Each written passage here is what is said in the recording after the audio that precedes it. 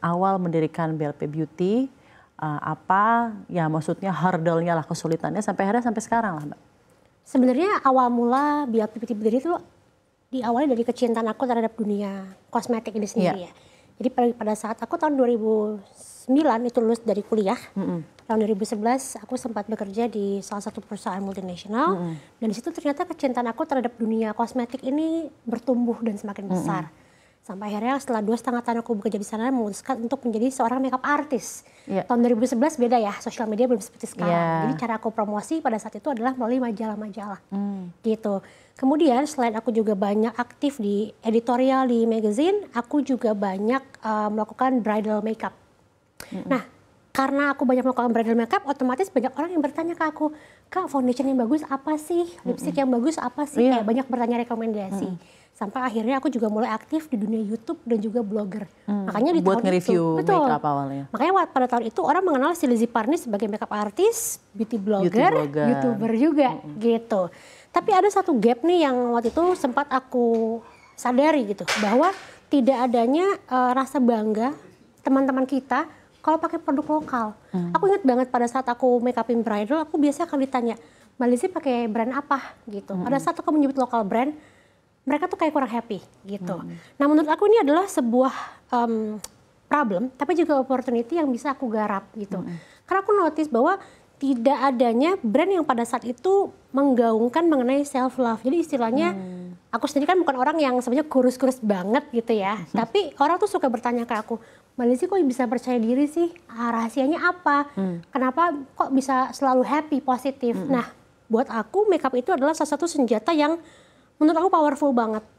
Maka dari itu dengan adanya to boost our confidence. Betul, to boost our confidence. Istilah makeup itu bukan bertujuan untuk merubah diri, tapi just to make you feel better lah, gitu. Nah dari awal situ akhirnya kita buatlah si By Lizzy Para ini atau BLP Beauty, diawali dengan 8 lip coat, lip product. Awalnya lipstick ya? Lipstick coat itu. Kenapa? Karena Lizzy Para ini terkenal sebagai lip swatcher di YouTube. Iya. Jadi kayaknya buat aku lebih mudah untuk start. Atau mungkin pada saat itu memang lagi banyak yang ngeluarin produknya lip. Karena itu zamannya Kylie Cosmetics juga nggak tuh 2011 tuh baru pertama kali keluar. Orang bisa just tip bisa ratusan ribu nunggu sebulan cuma buat satu warna gitu kan. Padahal sebenarnya kita 2016 gitu. Iya. Padahal sebenarnya manufacturer kita tuh bisa banget loh bikin produk yang setara dengan international brand itu. Oke. Kita awalnya. Mbak Lizzy, aku mau nanya sama kamu. Kan MUA tuh banyak, beauty blogger tuh banyak. Betul. Tapi apa yang membuat kamu punya keberanian untuk starting your own beauty brand? Oke. Apakah ada dorongan dari orang terdekat atau ada modal yang kuat di balik ini semua atau apa, Mbak? Sebenarnya salah satu motornya itu adalah kenekatan saya. Oke. Jadi aku sebenarnya waktu itu inget banget pada saat aku bikin BLP, aku tuh nggak punya modal yang besar. Akhirnya aku beruntung banget aku punya orang tua yang memiliki tabungan dana pensiun yang aku pinjam pada saat itu. Dan akhirnya mereka memberikan full dana pensiunnya untuk aku, plus saat itu aku punya kakak yang kebetulan spesialis lagi mau sekolah, dia punya tabungan, aku pinjam juga. Jadi sebenarnya modal awal dari BLP ini berawal dari orang-orang terdekat aku gitu. Kebayang gak sih pada saat itu aku gagal gitu.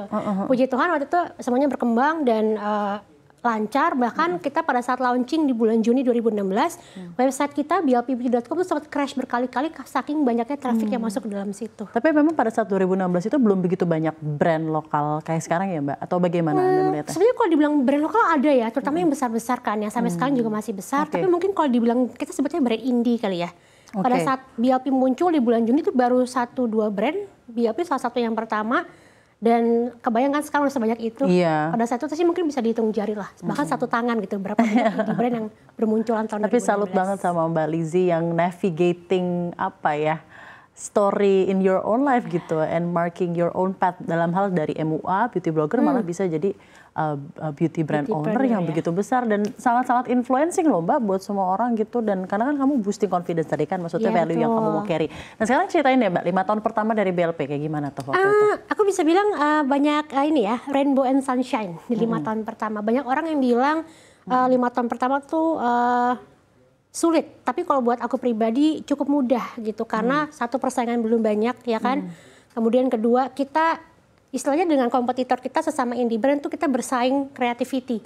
Jadi kayak banyak sekali hal yang memacu kita untuk ayo kita bikin apa lagi, ayo kita bikin campaign apa lagi, ini kayak sesuatu yang fun gitu. Kemudian antar pesaing kita juga size-nya mirip-mirip gitu. Jadi memang di awal 5 tahun pertama tuh cukup mudah buat kami untuk bisa berkembang sedikit demi sedikit. Dan di tahun, kita kan launching tahun 2016, kita tuh punya store pertama kali di tahun 2018. Itu pertama kali 2 tahun ya Mbak? 2 tahun. Dan pada saat itu kenapa sih kita memutuskan untuk bikin toko, bukan kita masuk ke drugstore misalnya. Karena menurut kita pada saat itu adalah BLP ini belum segitu powerfulnya brandnya, belum banyak dikenal orang. Apabila kita masuk ke dalam drugstore, otomatis kita akan bersaing dengan brand-brand yang memiliki pangsa pasar jauh lebih besar, kita akan ketelan lah istilahnya gitu ya. Jadi kita harus membesarkan branding dan awareness kita dulu. That's why kita tuh membuat satu toko yang kita sebut sebagai beauty space. Toko pertama kita tuh ada di Jakarta, di mana pada saat orang masuk ke beauty space BLP, orang nggak kayak masuk ke cosmetic store, tapi malah orang bilangnya kayak masuk ke toko furniture gitu. Dan kenapa kita masukin itu sebagai sesuatu experience yang berbeda? Karena kita ingin bahwa orang itu mendapatkan experience yang sama pada saat orang belanja online dan offline, di mana mereka bisa nyaman dengan diri mereka sendiri. Alhamdulillahnya udah ada offline store sebelum COVID ya Mbak ya. Betul.